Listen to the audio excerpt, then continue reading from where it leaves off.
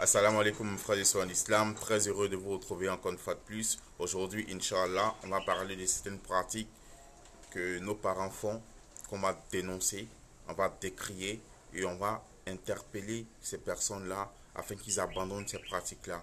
Lorsque tu dis que tu es musulman et que tu dis Ashhadu an la ilaha illallah wa ashhadu anna Muhammadan abduhu wa rasuluhu, tu dois t'en remettre entièrement à Allah. Et tu dois être sincère dans ton attestation, dans ton engagement envers Allah subhanahu wa ta'ala. Comment on peut comprendre que vous prenez des cordes que vous attachez autour des reins de vos enfants, que ça c'est un médicament de marche pour qu'ils puissent marcher. Subhanallah. Quand il était dans le ventre de sa mère, qui l'a protégé? Qui lui a permis de respirer? Qui l'a nourri dans le ventre de sa mère? Mais c'est Allah.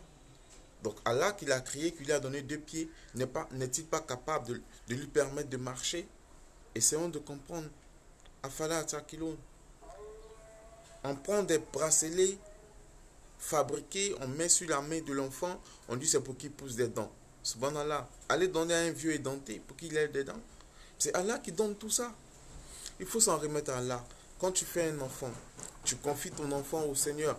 Tu confies ton enfant à Allah.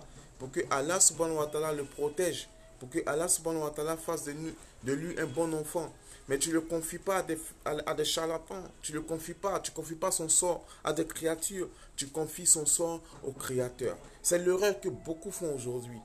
Tu vois nos mamans, nos papas courir de charlatan en charlatan en train de chercher des médicaments ici et là pour permettre à l'enfant de réussir. Et c'est des choses qui après rattrapent ton enfant. Lui, il est là, sa vie est mélangée, il ne sait même pas. Alors que tu allais adorer une rivière quelque part là-bas en son nom pour qu'il puisse réussir, pour qu'il puisse avoir son examen. Et après, quand il a son examen et tout, il fait des cauchemars, il a des blocages et on se rend compte après que c'est les pratiques que tu as eues qui ont piégé ton enfant, qui ont détruit l'avenir, la carrière de ton enfant. Il faudrait qu'on se ressaisisse. Mes frères et sœurs l'islam, le destin est déjà tracé. Le prophète Isa dit 50 000 ans avant la création, Allah a déjà écrit. Il a déjà tout écrit. Et les seules choses qui peuvent changer le destin d'une personne, c'est les doigts et les aumônes. Subhanallah. Faisons beaucoup de doigts, beaucoup d'aumônes, beaucoup de sadaka. Ça va nous permettre, Inch'Allah, d'éloigner de nous tout ce qui est mauvais, tout ce qui est mal et d'amener la protection d'Allah subhanahu wa ta'ala. Arrêtez mes frères et sœurs en islam. Arrêtez de vous confier à des humains. Confiez-vous au Créateur. Celui-là, il ne trahit jamais. Celui-là, il n'abandonne jamais. Celui-là, il n'échoue jamais. Celui-là, il est le digne de confiance, il est le digne d'adoration. Confions-nous en Allah.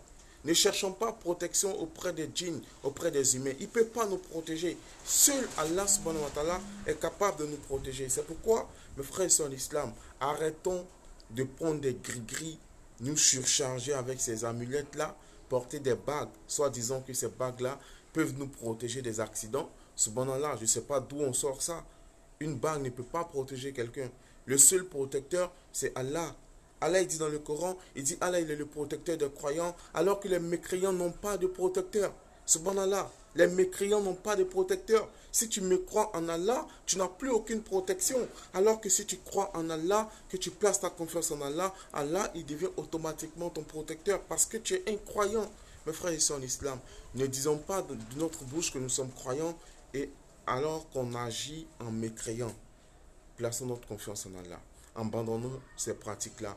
Abandonnons le fait d'aller voir les marabouts. Arrêtons de casser les œufs au carrefour. Arrêtons de déposer les colas au carrefour. Pensons que ça peut changer notre vie. Pensons que ça peut régler nos problèmes. Arrêtons ça. Ce n'est pas des pratiques islamiques. Mes frères, ils sont en islam. Il faut qu'on se réveille. Quand tu sors le matin de chez toi, tu vois les œufs au carrefour, les colas, les coris, tout ça. On est là. Pendant combien d'années on fait ça? Nos vies ne changent pas. Mais on est là, on continue quand même. Subhanallah, arrêtons ça, arrêtons ces pratiques-là. Allah il dit chercher ses coups dans la prière et dans l'endurance. Mais quand on a des problèmes, on se tourne vers Allah subhanahu wa ta'ala parce que c'est Allah seul qui a le pouvoir de nous aider. Mais nous on laisse Allah, on va voir des faux charlatans là-bas qui nous donnent des trucs, ils nous disent non, va mettre ça, va verser du lait dans la lagune, va mettre des colas au carrefour, ta vie va changer, tes problèmes seront résolus. Afala Taqilun. Afala Taqilun. Allah pose la question, ne réfléchissez-vous donc pas? Subhanallah, comment une bague peut te protéger? Comment casser un œuf au carrefour peut changer ta vie? Comment on peut réfléchir comme ça? Qu'Allah nous donne la bonne compréhension, qu'Allah nous guide sans cesse sur le droit chemin, qu'Allah fasse de nous des musulmans pieux et sincères, qu'Allah nous pardonne nos fautes et nos péchés, qu'il pardonne à tous les musulmans ainsi qu'à toutes les musulmanes, qu'il nous fasse miséricorde, qu'il nous donne une bonne part ici-bas, une bonne part dans l'au-delà et qu'il nous protège des flammes de l'enfer. Sur ce, je vous dis assalamu alaikum et à très bientôt, Inch'Allah.